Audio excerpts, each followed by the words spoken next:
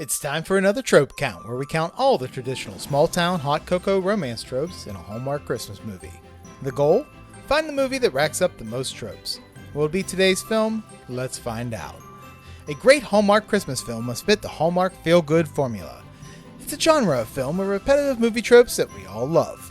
We will identify the tropes into 4 trope categories: story, character, Christmas, and activity.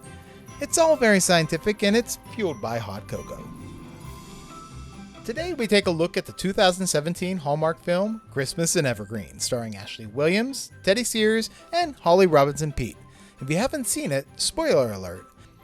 A veterinarian who is moving away from her hometown of Evergreen, but really doesn't want to move, meets a single father and his daughter who are traveling to Florida, but are trapped through a series of circumstances or Christmas wishes, celebrates the annual Talon Festival, and fall in love at the end.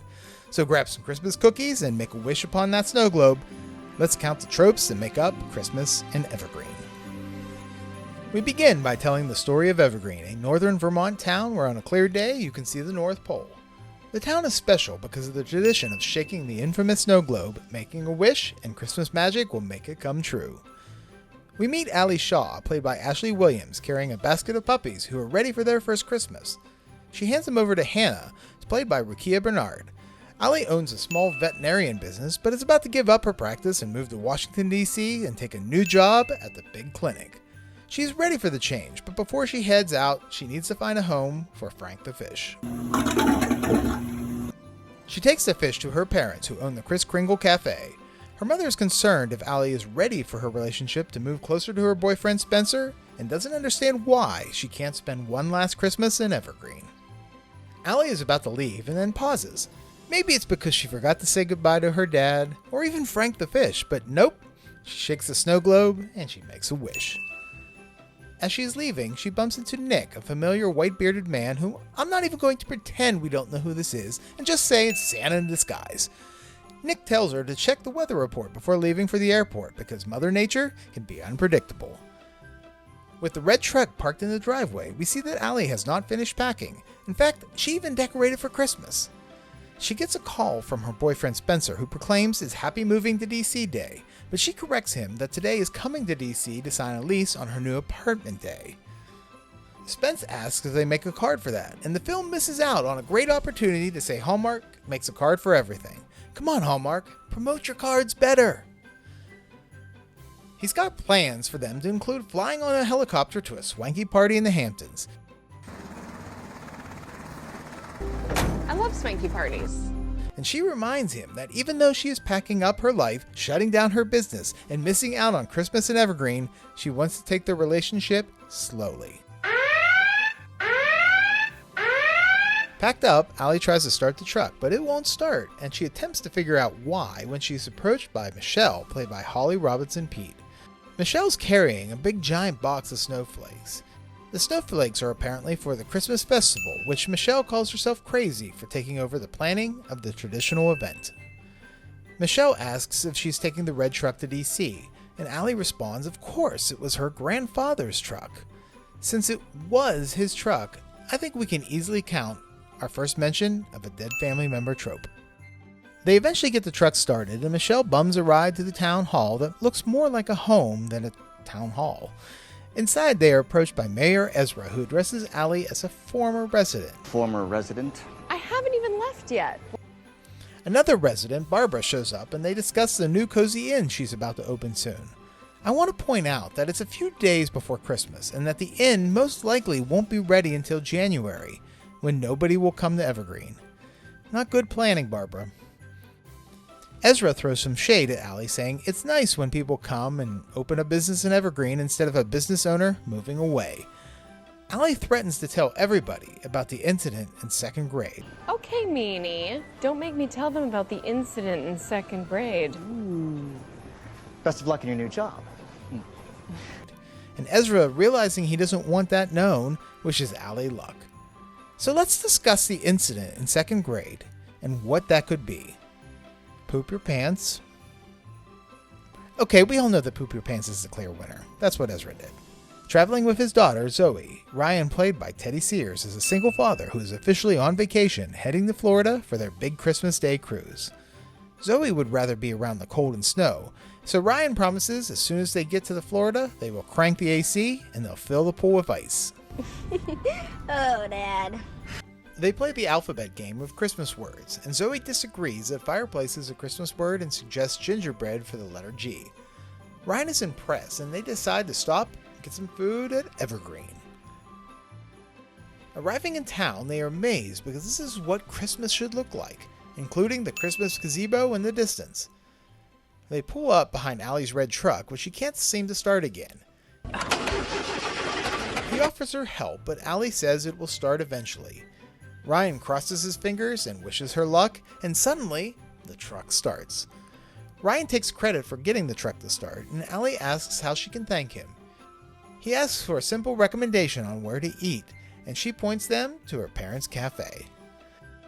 Goodness, you guys really do take Christmas seriously around here, don't you? Yeah, we sure do.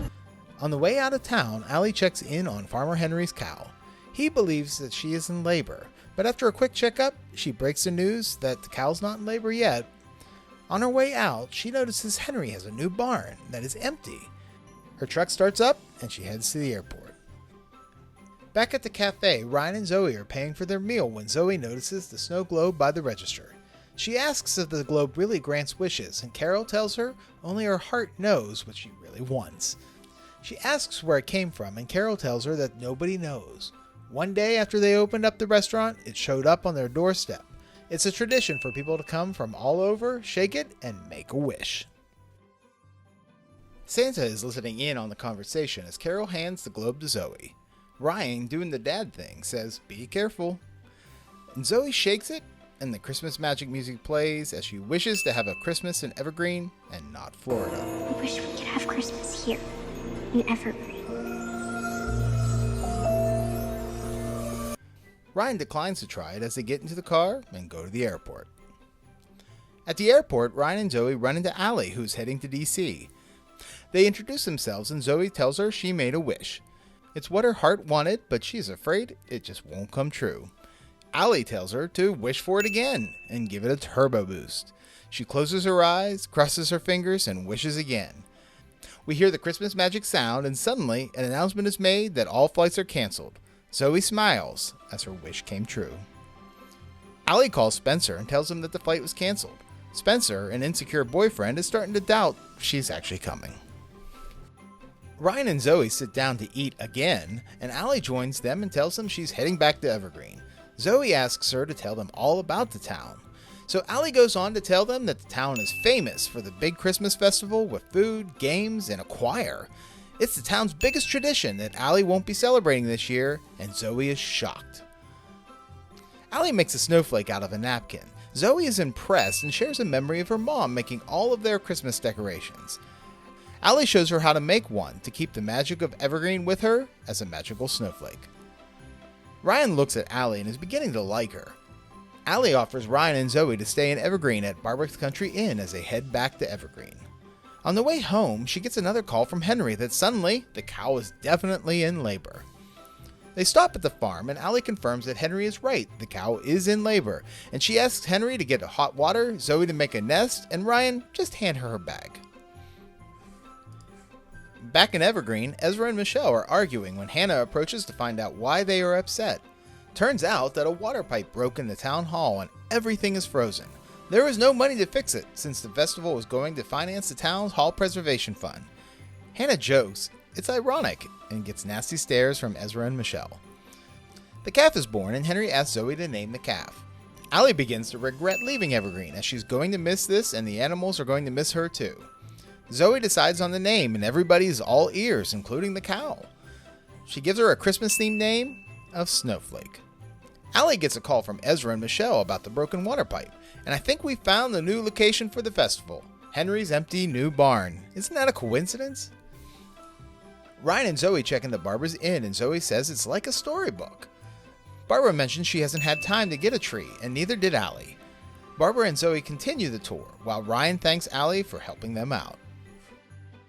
He's hopeful that they can catch their flight, but doubts that they will see many cows on the cruise. Allie sounds excited at the thought of a cow cruise. On the cruise. Oh, a cow cruise. That sounds fun. And she asks Ryan why Florida.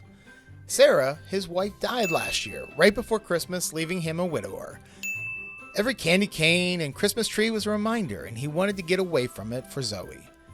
Allie feels bad for bringing them to the version of the North Pole, and Ryan corrects her that it's the North Pole adjacent. Allie thinks she's okay, and Zoe's an awesome kid and will adapt. Barbara points out that they are standing under the mistletoe. Allie is embarrassed, but based on Ryan's look, he wants it. Because he wanted it, I think we can easily say that this is an almost kiss. Look at that face. That guy is ready to plant one on the good veterinarian. Later that night, Zoe and Ryan hear carolers outside singing Deck the Halls. Allie, her parents, Henry, Michelle, and others all welcome them to Evergreen caroling in front of the inn. The next morning, Ryan stops at the cafe and asks to catch a ride. He is introduced to Michelle as Dr. Ryan, and Ezra, excited to hear he is a doctor, informs Ryan that the town doctor just retired, and Allie tells him to leave him alone. Leave him alone, Ezra. Right. Ezra has some bad news. The highway is blocked off by a landslide caused by the storm. Apparently, there's only one road in and out of town, and Ezra points out that it's blocked by big rocks. Ryan is stuck in Evergreen, and he's going to miss his flight. So what do you do when you're stuck in Evergreen? I could help make Christmas a little better. For Zoe. We do have plenty of snow. Well, you go and have winter fun and build a snowman, and we have a montage of them taking photos. We also get a wears multiple coats 3 or more trope with Allie's purple coat. In the beginning of the movie, she's wearing this red coat, and then magically changes into the green coat twice at the barn. Hallmark queens sure do love their coats. To find Ryan and Zoe making snow angels. Ryan comments that his angel looks more like a Christmas gorilla, and Zoe wants to do something nice for Barbara, and Allie has an idea. I got an idea.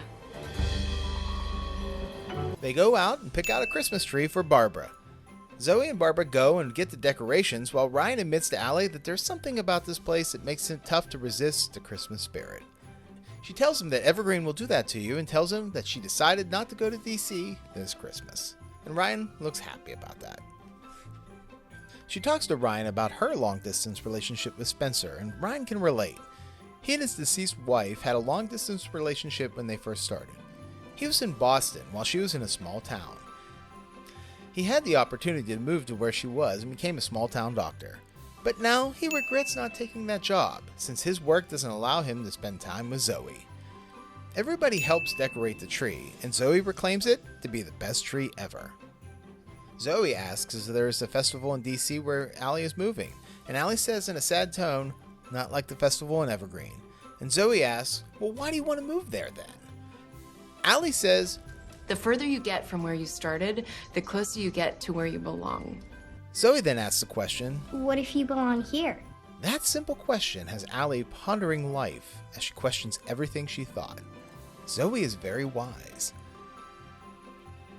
Ryan lifts Zoe to put the angel on the tree as they light the tree and clap and hug each other. At the barn, everybody is setting up for the festival. Hannah is leading a child choir, and Zoe asks if she could join. But I hate to break it to Zoe. You just can't join any choir. These kids probably have been practicing for weeks. Ezra is concerned about the organization of the festival. After all, he is the mayor, but Michelle reminds him that his daddy retired and nobody really wanted the job. She gets a phone call and learns that they won't have any food at the festival because the ladies at the church are stuck outside of Evergreen and they can't be back in time to make the food. Allie has an idea. I got an idea. She asks everybody to raise their hand if they actually like to bake. A number of people raise their hand, including Ryan reluctantly. We then get a baking cookies montage as Ryan and Allie give each other flirtatious looks with the kid around.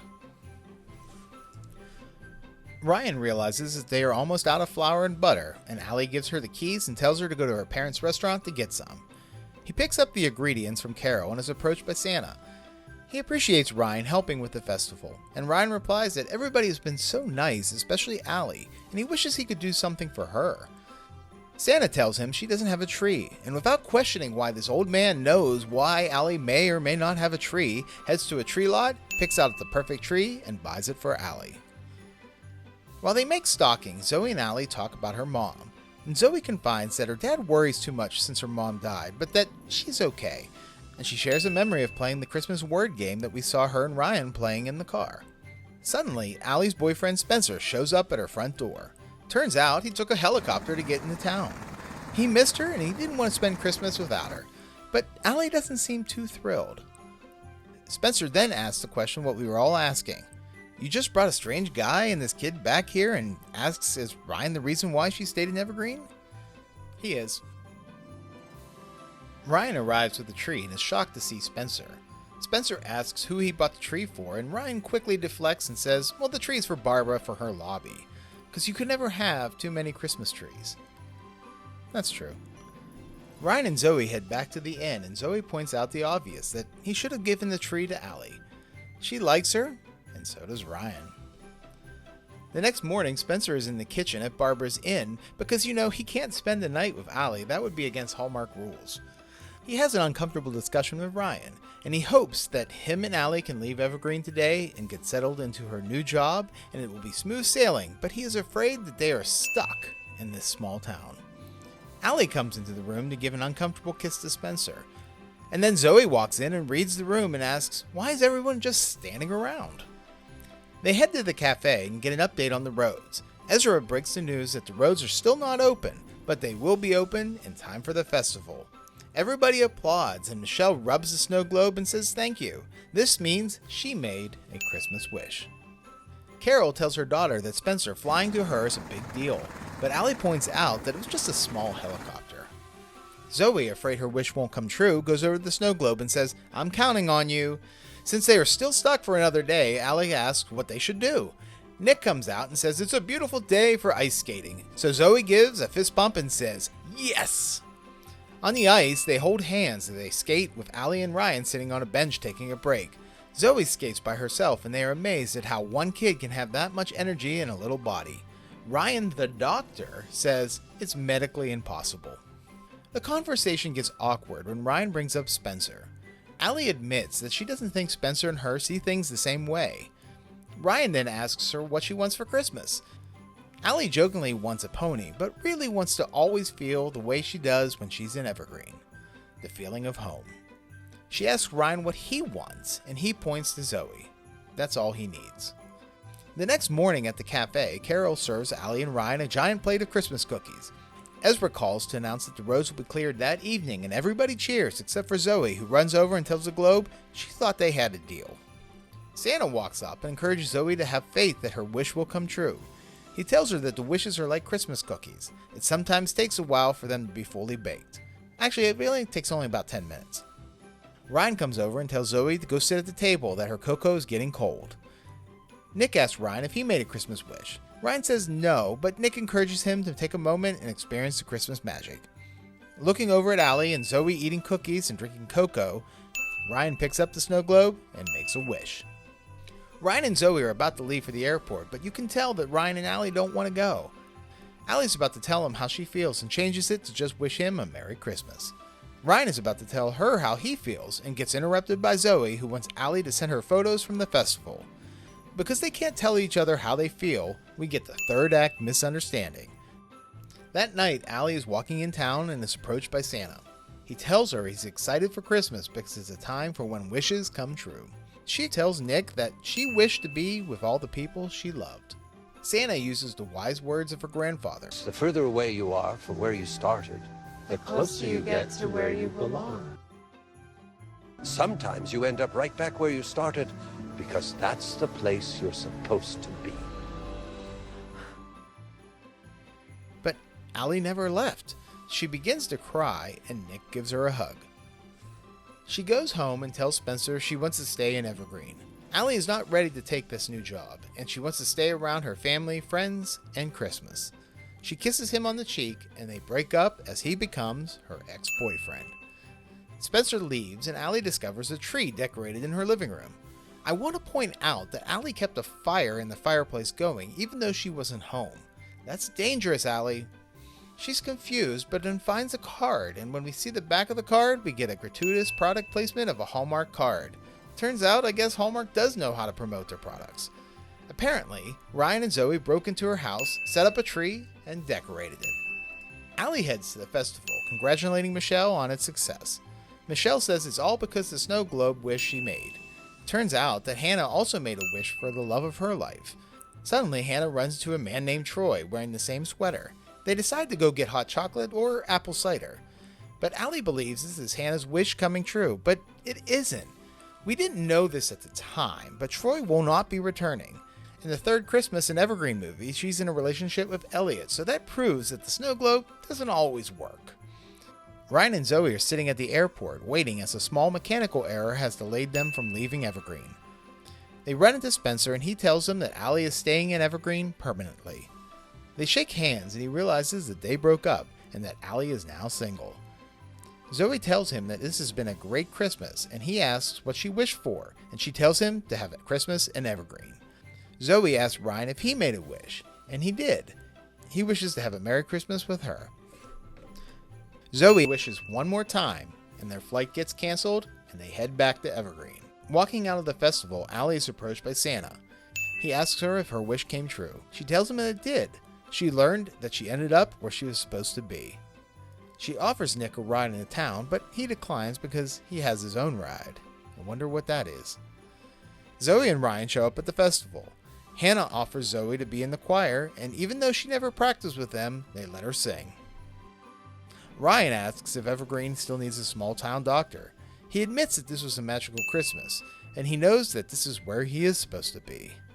Something kept bringing him back, and Allie asks if it's a magical snow globe. No, Allie, he's talking about you, and we get the final kiss in the snow.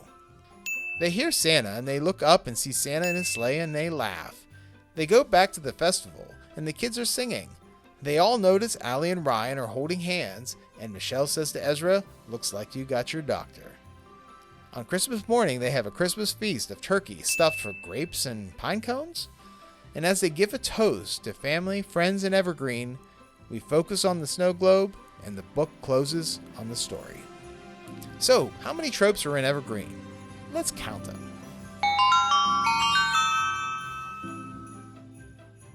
Looking at the numbers, the film where a veterinarian is planning on leaving Christmas paradise to be with her boyfriend that she clearly doesn't love, meets a widower and his daughter who are stuck leaving the North Pole adjacent of Evergreen, celebrate the Christmas holiday as the town prepares for the infamous town festival, making numerous wishes upon a snow globe, possibly inspiring the red truck Christmas decor, doesn't seem to mind that a man she just met breaks into her home and decorates a Christmas tree, meets the real Santa Claus, and falls in love at the end.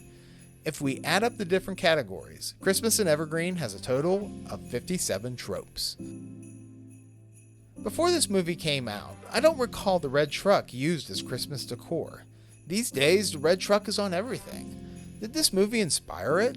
If so, the art director is missing out on a huge payday. If the truck has been used before, tell me in the comments below. I couldn't find anything about the history of it. Christmas in Evergreen is a magical Christmas romance film that was a huge success for Hallmark and was followed up by 3 sequel films. There's nothing unique about the story, but it has an ensemble film featuring a number of Hallmark stars. Ashley Williams will always be one of my favorite actresses in these films. She brings happiness and warmth to all her characters. Her chemistry with Teddy Sears was good, but Ashley works great with kids. The story seems to be finding a new mom for the Zoe character, which is ultimately what we get. Full of Christmas wishes, traditions, and planning the event tropes, Christmas in Evergreen has a lot of Christmas activities. Let's take a look at the breakdown of all the Christmas movies. With 57 tropes, Christmas in Evergreen now sits on top of the list, dethroning 2 turtle doves. Congratulations. Did I miss any tropes? If so, tell me in the comments below. Will any movie beat Christmas in Evergreen? Well, we will see with the next Trope Count featuring the second Evergreen movie featuring Jill Wagner and Mark Devlin in the Hallmark Christmas film, Christmas in Evergreen, Letters to Santa from 2018. How will that movie rank? Click on the subscribe button to be alerted when that episode is released if you want to find out. And I'm the Christmas aficionado, and remember, stay off the naughty list.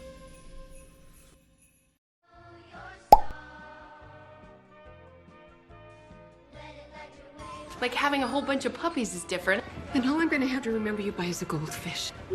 I love swanky parties. We will fill the pool with ice. Okay, if you guys want to be traditional. Sappy. I could do swanky. It was I'm about to give birth move. So you just brought this guy and his kid back here? Yeah, I'm not completely crazy.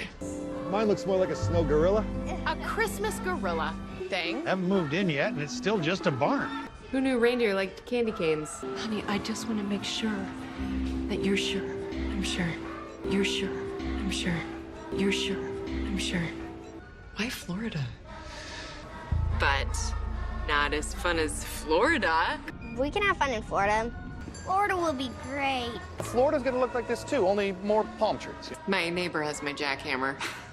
There is no such thing as enough when it comes to a Christmas feast. Oh, a cow cruise. That sounds fun. Snowmobiles, snowplow, a helicopter. A little bird told me she doesn't have a Christmas tree. You're sure. I'm sure. Why are we friends again? That's big. It's not. It was a small... Yeah, that's definitely something. Look, I don't... Obviously doesn't love you. When I get to birth calves. Oh, you've obviously never met an unhappy reindeer. You get a lot of this. Told you I knew their moves. My first year as mayor, and I want things shaken. You're in charge of fruitcake. I swear she's gonna try to smuggle that thing in her suitcase. You're sure. I'm sure.